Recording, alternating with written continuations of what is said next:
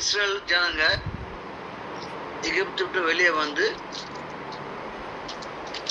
2ஆம் மாதம் 15ஆம் தேதி ஏலிமுக்கும் சீனாய்க்கும் நடுவே இருக்கிற சீன் வனாந்தரம் சேர்ந்தாங்க. இப்போ 2.5 மாசம் எகிப்துல வரும்போது கொண்டு வந்து சாப்பிட்டுருக்குறாங்க. அவங்க வீட்டில் என்னென்ன தாரணம் இருந்ததோ நம்ம ஏற்கனவே பார்த்தோம். பெசஞ்சமா இன்னும் புளிப்பா கூட இல்லை, அப்படியே எடுத்து மூட்டை கட்டிட்டு கொண்டுதாங்கன்னு பார்த்தோம். அப்படி மாவு தானியம் என்னென்ன இருந்ததோ வீட்டில் எல்லாத்தையும் கொண்டு வந்துட்டாங்க. கொண்டு வந்தவங்க தொடர்ந்து 2.5 மாசம் சாப்பிட்டாங்க. எல்லாம் தேர்ந்து போச்சு. அப்போ சாப்பிட்றதுக்கு ஒண்ணும் இல்லை. போன அதிகாரத்துல பார்த்தோம். வனாத்துல 3 நாளா நடக்கிறாங்க. ஒரு தண்ணியை தான் கொண்டு வந்தாங்களோ என்னமோ தெரியல. ஆனா தண்ணி இல்லை. தண்ணி இல்லாம கஷ்டப்படுறாங்க. தேடி அலையிறாங்க. கடைசியில் பார்த்தா ஒரு இடத்துல கொஞ்சம் தண்ணி இருக்குது. ஆனா வாயில் ஊத்தினா ரொம்ப கசப்பா இருக்குது. அப்போ மோசே ஜெபம் பண்றான். உடனே ஒரு மரத்தை வெட்டி அதில் போட சொல்றாரு ஆண்டவர். போட்ட உடனே அது நல்ல தண்ணியா மாறிடுது. தண்ணி குடிக்கிறாங்க. இப்போ சாப்பாடு இல்லாத கஷ்டம். இதான் உலகத்துல இயற்கை ஒவ்வொருத்தருக்கும் அதான் சொல்லுவாங்க, ஒரு ஜான் வயிறே இல்லாட்டா உலகத்துல ஏது கலாட்டான்னு. இந்த வயிறு மட்டும் இல்லைன்னா ஒரு பிரச்சனை இருக்காது. இந்த நேரம் வயிறு பிரச்சனை தான். ஏதாவது சாப்பிடணுமே, ஏதாவது குடிக்கணுமே அப்படின்னு சொல்லி. அடிப்படை தேவை. மனுஷன் உயிர் வாடுறது சாப்பிடணும். ஆண்டு தெரியும். அது ஆண்டு அதெல்லாம் அழகா ஏற்பாடு பண்ணியிருக்கிறார். எனக்கு 20,000 பேர் இருக்கிறாங்க ஜனங்க. வனாந்திரம், ஒண்ணும் இல்லாத இடம். ஒரு சாப்பாட்டுக்கு எதுவும் அங்க கிடைக்காது. 2வது விவசாயம் பண்ணவோ வேற எந்த தொழில் செய்ய முடியாது. அப்படி வனாந்தரத்துல நம்ம பிரயாசத்தினால நம்ம வாழ்க்கைக்கான காரியம் ஒண்ணுமே செய்ய முடியாது.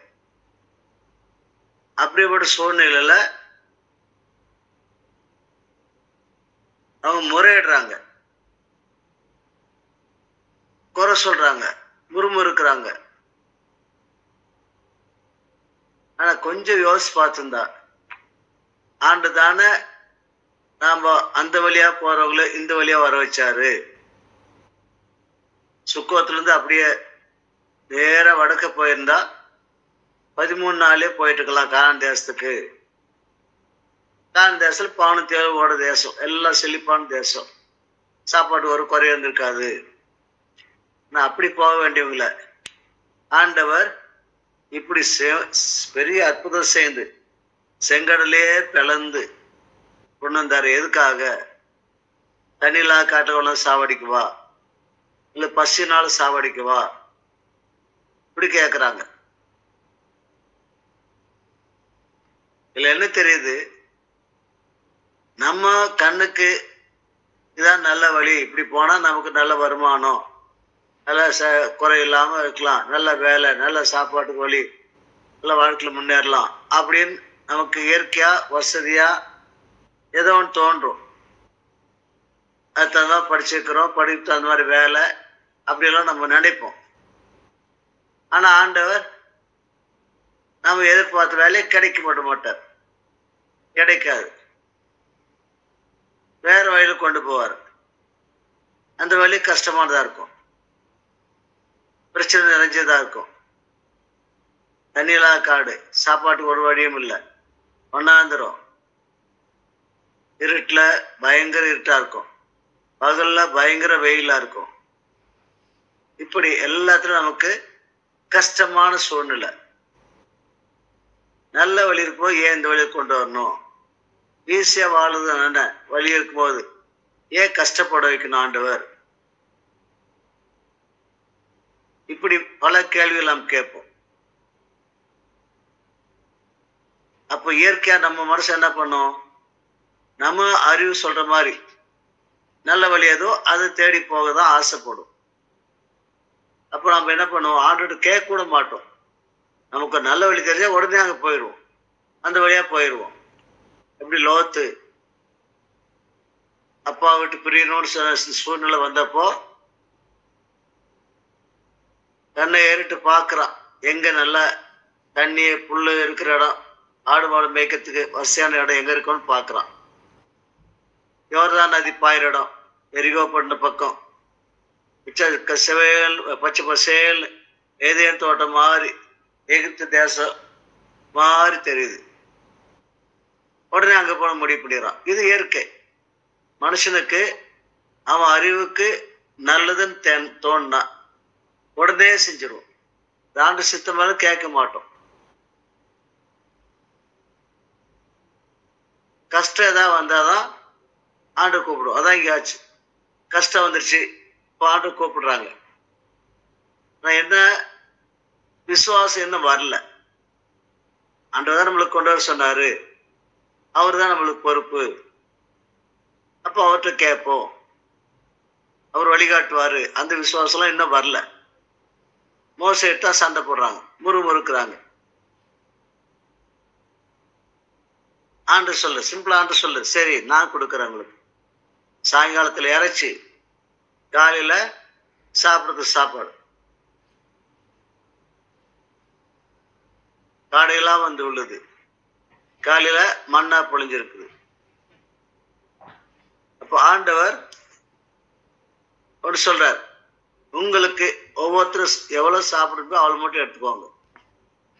இன்னைக்கு வேண்டியதை மட்டும் எடுத்துக்கோங்க, நாளைய பற்றி கவலைப்படாதீங்க சொல்றாரு. ஆனா ஒரு சிலர் என்ன பண்ணாங்களாம், அதிகமா எடுத்தாங்களாம். ஒரு சிலர் சோம்பேறிங்க, அன்னைக்கு தேவையானது எடுக்கல. மெதுவா எடுக்கிறதுக்குள்ள வெயில் வந்துருச்சு, வெயில் வந்து அது உருகி போச்சு. ஆனா அளந்து பார்த்தா அதிகமா எடுத்துருக்கு அதிகமாகவும் இல்லை, குறைவாத்துக்கு குறையாவும் இல்லை. எல்லாம் அவங்க ஓமர அளவுக்கு அளவான சாப்பாடு. இந்த ஹோட்டலில் சொல்லுவாங்க அளவு சாப்பாடு சொல்லி, அளவு சாப்பாடு ஒரு ரேட்டு, அளவில்லாத சாப்பாடுக்கு ஒரு ரேட்டு. அந்த மாதிரி ஆண்டவர் அளவாக தான் சாப்பிட சொல்றாரு. ஒரு ஓமர் அளவு அப்படின்னு ஒரு அளவு குடிச்சிட்டாரு, அவ்வளோதான் சாப்பிடணும். இப்போதான் சொல்லுவாங்க, இந்தியாவை பொறுத்த வரைக்கும் இந்தியாவில் அதிகமாக வியாதிப்படுறதுக்கு ஒரே காரணம் அதிகமாக சாப்பிட்றது, அளவுக்கு மீறி சாப்பிட்றது அப்படி சொல்லி. உண்மை அது. இந்தியா ஏழ்மை நாடு, அதனால சாப்பாடு வசதி இல்லை, அதுதான் ஜனங்க சிக்காவராகிறது பொய். ஏழ்மை நாடு தான். ஒருவேளை நல்ல ஆகாரம், வெளியே வந்த பொருட்களை வாங்கி சாப்பிட முடியாம போகலாம், ஆனா சாப்பிடுறது அதிகமாக சாப்பிடுது. பார்க்கலாம், ஏழைக்கு தான் அதிகமாக சாப்பிடுவாங்க, பணக்காரோட அதிகமாக சாப்பிடுவாங்க. அதனால வியாதி வர வச்சுக்கிறது. ஆண்டு பார்த்தா அளவு சொல்ற, ஒரு ஓமர் அளவு சாப்பிடு எடுத்துக்கோங்க சாப்பிடுகின்ற.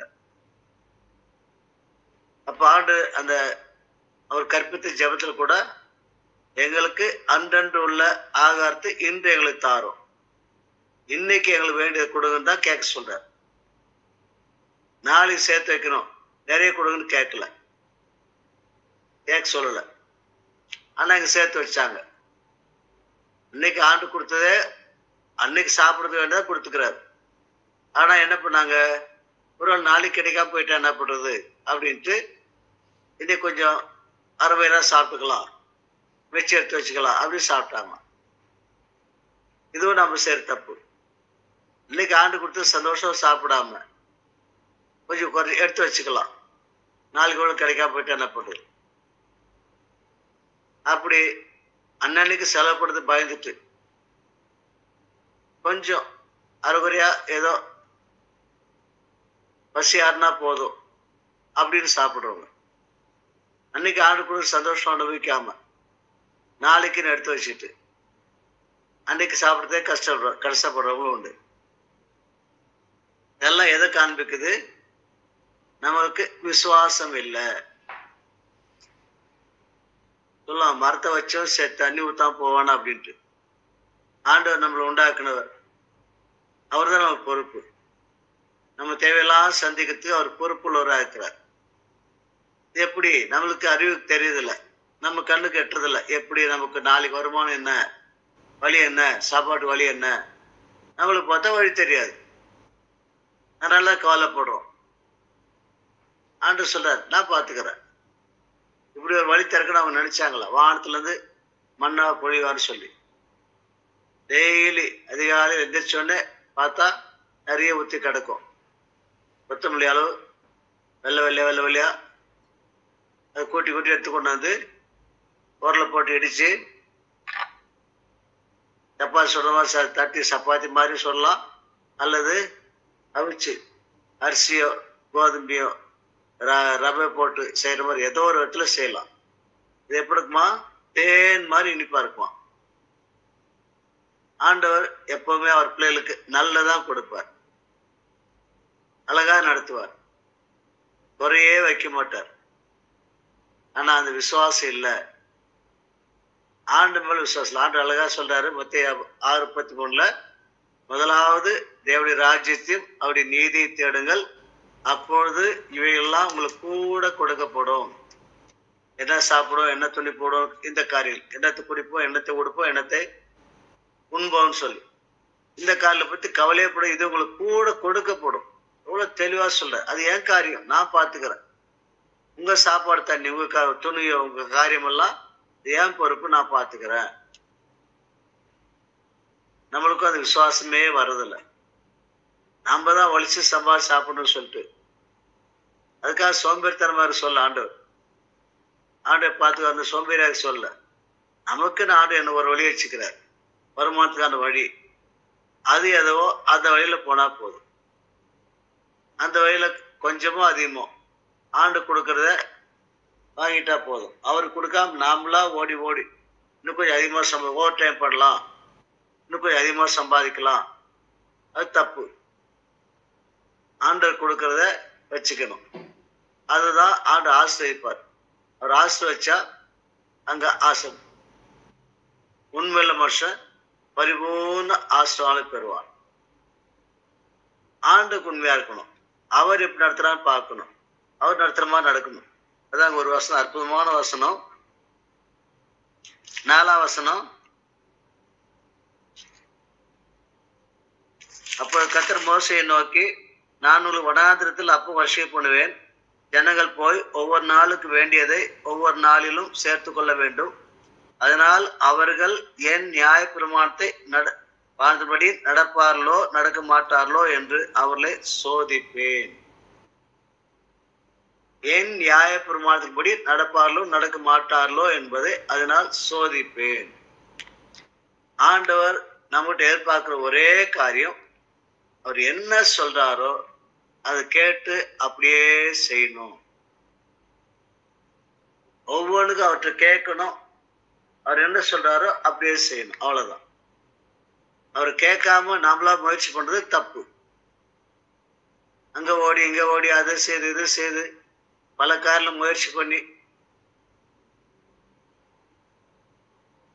நேற்று வாரத்துல நான் தெரியாம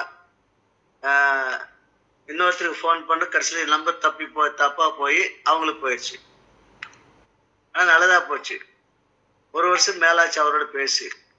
இந்த வாழ்ந்த மனுஷன்தான் ஆண்டவர் ஏற்றுக்கொண்டு ரொம்ப வைராக்கியமா இருந்தார்.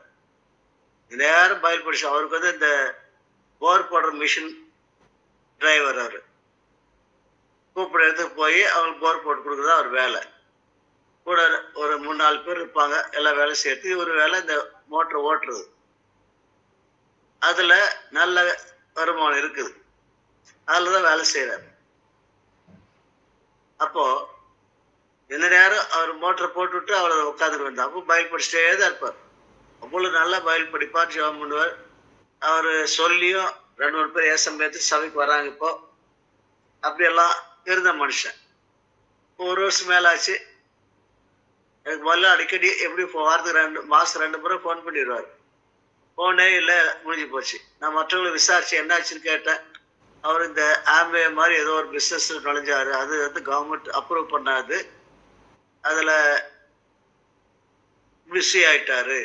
எந்த நேரமும் அதே தான், அதில் ஃபோனில் அவங்களுக்கு கான்டாக்ட் பண்ணி இவங்களுக்கு கான்டாக்ட் பண்ணி அதை வாங்க வச்சு இப்படி காசு சம்பாதிக்கிறது, அதில் பிஸி ஆயிட்டாரு அப்படின்னாங்க. திடீர்னு நான் இன்னொருத்தர் ஃபோன் பண்ணால் அது இவர் நம்பருக்கு போயிடுச்சு. இவர் எடுத்தார். அப்போ அவர் பேசும்போது, இல்லைங்க நான் கிறிஸ்துமஸ் வந்தேங்க அப்படின்றார். கிறிஸ்துமஸ் வந்தார். நான் சொன்னேன், அது பேர் கிறிஸ்தவம் பண்ற வேலை. கிறிஸ்துவன்னு சொல்றவங்க சர்ச்சு வருஷமெல்லாம் வராத கூட கிறிஸ்துமஸ் வந்துடுவாங்க. இந்த அளவுக்கு மோசமா போயிட்டீங்களா அப்படின்னா. காரணம் என்ன? காசு மேல ஆசை. இதுக்கும் சம்பாதிக்கலாம், சைட் பிசினஸ். ஏற்கனவே ஒரு வேலை ஆண்டு கொடுத்துக்கிறாரு, அந்த வேலையில ஒரு வருமானம் 10,000 சொல்லி ஆண்டு கொடுக்கறத வச்சு திருப்தியா வாழறதுக்கு நம்ம கத்துக்கிறோம்னா நம்ம எவ்வளவு வந்தாலும் திருப்தி இருக்காது. இன்னும் இன்னும் இன்னும் அந்த ஏக்கம் வந்துட்டு தான் இருக்கும். அதனால ஒரு பிசினஸ் இன்னொரு பிசினஸ் பண்ணுவோம். இப்படி பல வழிகளை போய் சிக்கிக்குவோம். 24 மணி நேரம் பிஸி ஆயிடுவோம். சாப்பிட்றதுக்கு நேரம் இருக்காது. அதான் சங்கீதக்காரர் சொல்றாருல்ல, நீங்கள் அதிகாலையில் எழுந்து நேரப்பட வேலையிலே தரித்திருந்து, அதிகாலை எதுக்கு 3-4 மணிக்கெல்லாம் நேரம் ராத்திரி 11-12 படுக்கிறது, வேலையில தரித்திருந்து வருத்தத்தின் அப்பத்தை சாப்பிடுறது விருதா. வருத்தப்பட்டு சாப்பிட டைம் இல்லை, அவசர டல்லி வாயில போட்டு ஓடுறது, இப்படி சம்பாதிக்கிறது வீண் அப்படிங்கிற போயிடும். ஆறு சொல்லி சம்பாதிப்பு நான் ஊதி விட்டுருவேன்டார். பொத்தல் பையில போடுன்றார். போடுற போட்டே இருக்கு பைக்குள்ள. ஆனா பையில போடுறதெல்லாம் கீழே போயிடுது ஓட்டையில. அது நிக்கிறது இல்லை. நிறைய வர மாதிரிதான் தெரியுது. நான் எப்படி போகுதுன்னு தெரியல, போயிடுது. இதை நம்ம அனுபவம் அன்றாட பார்க்கிறோம். நம்ம வாழ்க்கையில பார்க்கிறோம், மற்ற வாழ்க்கையிலும் பார்க்கிறோம். ஆனாலே அந்த அறிவு வரமாட்டேங்குது. இன்னும் மனசு பிசாசு அலைய வைக்கிறான். அதான் ஆண்டு மத்திய 6ஆம் அதிகாரத்துல 2 எஜமான குளிசே ஒருத்தரால முடியாதுன்னு சொல்லிட்டார். ஒண்ணு ஆண்டவரை எஜமானா வச்சு அவர் என்ன சொல்ல அப்படியே நடக்கணும். வேலைக்காரன் இருக்கானா அவன் வேலைக்காரங்க செய்வான். எஜமா என்ன சொல்றாரோ அப்படியே நடப்பான். வேற அதிகமா செய்ய மாட்டான், அல்ல செய்யாம விடவும் மாட்டான். எஜமா சொல்றது சொன்ன மாதிரியே செய்வான். அதான் ஒரு வேலைக்காரன் வேலை. இதுதான் ஆண்டு நம்மகிட்ட எதிர்பார்க்குது. அவரை உள்ளத்துல ராஜா வச்சு அவர் நீதியான வழியை தேடுகின்றார். அவர் வழிதான் நீதியான வழி. அவர் காட்டுற வழி, நம்ம சாப்பாட்டுக்கான வருமானத்துக்கான வழி, ஏதோ ஒரு வழி அவர் வச்சிருக்கிறார். எல்லாருக்கும் ஒரு வழி உண்டு, அதை காட்டுவார். அந்த வழியில போனா போதும். அது ரொம்ப வருமானம் கொடுக்குமா, கம்மி வருமானம் கொடுக்குமா, அதெல்லாம் தேவையே இல்லை. அவர் சொல்ற வேலையை நம்ம செய்யணும், அவ்வளவுதான். அவர் நம்மளை ஆசிரியக்கிறவர். வருமானத்துல அவனுடைய ஆசீர்வாதம் இருக்குதா இல்லையான்றதான் கேள்வி. ஆசீர்வாதம் இருந்தா நம்ம திருப்தியா இருப்போம், எப்போ சந்தோஷமா இருப்போம். ஆசீர்வாதம் இல்லையா, நம்ம எவ்வளவு சம்பாதிச்சாலும் இல்லை இல்லை இல்லை பத்தாக்குறதான். எப்ப பாரு இல்லைன்ற வார்த்தை தான் வாயில வரும். ஆனா ஒரு விசுவாசிக்கு இல்லைன்ற வார்த்தையே வரக்கூடாது. கடன்ற பேச்சு இடம் கொடுக்கூடாது. மற்றவர்கிட்ட போய் எனக்கு இல்லை கொடுங்கன்னு கேட்கிற அந்த வார்த்தையே வரக்கூடாது. அது விசுவாசிகளுக்கு அழகே இல்லை. அவ இங்க ஆண்டு சொல்றதுன்னா, இப்படி நீங்க என் நியாயப்பிரமா கடைப்பிடிப்பில்லை இல்லையோன்னு அறியணும்ன்றார். பின்னர்த்தம் அவர் கேட்கணும், ஆண்டு இன்னைக்கு என்ன வழி, எங்க போட்டோம், என்ன செய்யட்டும் கேட்கணும். அவர் சொல்ற மாதிரி செய்யணும். அவ்வளவுதான் நம்ம செய்ய வேண்டியது. எவ்வளவு வருமானம் வருதோ அதை ஆசிர்வதிக்கிறது அவர் வேலை. அவர் ஆசிர்வதிச்சார்னா அது நமக்கு நிறைவா இருக்கும். நம்ம மனம் போன போக்கல எது செலவு போடுறதுக்கு அப்படிதான். நம்ம இஷ்டமான செலவு. அவங்க வாங்கி சாப்பிடுவோம், நம்மளும் வாங்கி சாப்பிடுவோம். அவங்க அந்த மாதிரி துணி எடுக்கணும், நம்ம அந்த மாதிரி துணி எடுப்போம். அப்படின்னு சொல்லி மற்றவங்க பார்த்தல என்ன ஆண்டு எப்படி நடத்துறாரு, நல்ல சந்தோஷமா இருப்போம். அப்படி கிறிஸ்தவ ஜீவனாலே கிறிஸ்து நமக்குள் ஜீவிக்கிற ஜீவி. அவர் என்ன சொல்றாரோ, அவர் என்ன செய்யறாரோ அப்படியே செய்யுது. எங்க வைக்கிறாரோ அங்க இருக்கிறது. என்ன செய்ய சொல்றாரு செய்யறது. அப்படி அவரோடு சேர்ந்து வாழ்றதா கிறிஸ்தவ ஜீவன். அதுல முழு நிம்மதி, நிறைவு, ஏக்கம் இல்லை, கவலை இல்லை, பாரம் இல்லை, பயம் இல்லை. ஆண்டவர் அழகா நடத்துறார். அப்போ ஓய்வு நாள் அன்னைக்கு எந்த விதத்துல வருமானம் வராது. அன்னைக்கு ஒண்ணும் கிடைக்காதுன்றார். எல்லாம் தேடி போனாங்களாம். அதே மாதிரி இன்னைக்கு ஓய்வு நாள் பார்த்து அன்னைக்கு ஓட்ட வேலை அதுன்னு சொல்லிட்டு வேலை செஞ்ச கண்டிப்பா அந்த வருமானம் நமக்கு நஷ்டத்தை தான் கொண்டு வரும். அந்த வருமானத்தை வச்சு நமக்கு லாபம் வராது, கண்டிப்பா நஷ்டம்தான் வரும். அந்த ஓய்வு நாள்ல கர்த்தர் ஆசீர்வாதம் அதுல கொடுக்க மாட்டார். ஓய்வு நாள்ல ஆவிக்குரிய ஆசீர்வாதம். கர்த்தர் பாத்துல உட்காரணும், அவரை தியானிக்கணும், அவரை ஆராதிக்கணும், அவற்றை இதயத்தை ஊற்றி ஜெபிக்கணும், அவரோடு ஒன்றுபட்டு நாம் ஆவிக்குரிய ஜீவத்தில் வளரணும். முதலாவது தேவனுடைய ராஜ்யம் நீதி தேடுங்கள். அவரை தேடும் போது நம்ம காரியமெல்லாம் தேடி வரும். ஒப்பு கொடுப்போம். எங்கள் அன்புள்ள பரம தகப்பனே, அப்பா, இந்த அடிப்படையான தேவையை குறித்து எங்களோட தெளிவா பேசுறீங்க. அன்னாடு எங்களுக்கு சாப்பாடுக்கு ஏதோ ஒன்று தேவை, வயிற்றுக்கு ஏதோ ஒன்று அப்பப்போ கொடுக்கணும். அதே மாதிரி எங்களுக்கு போட துணி வேணும், இருக்க இடம் வேணும். இப்படி ஆண்டவர் எங்களை உண்டாக்கினவர். உங்களை ஒவ்வொருத்தருக்கும் அதுக்கான வழியில் நீங்க வச்சுக்கிறீங்க பார்க்குறோம். கர்த்தர் முன்கூட்டி அவங்களை ஆயத்தம் பண்ணிச்சுக்கிறாருன்னு அதுல வாசிக்கிறோம். அப்போ உங்களை உள்ளத்துல வச்சு ஒவ்வொன்றுக்கும் ஜெபம் பண்ணா போதும். நீங்க எங்களுக்கு அழகா வழி நடத்துறீங்க. நீங்க நடத்துற வழியில திருப்தியா சந்தோஷமா வாழணும்னு எதிர்பார்க்குறீங்க.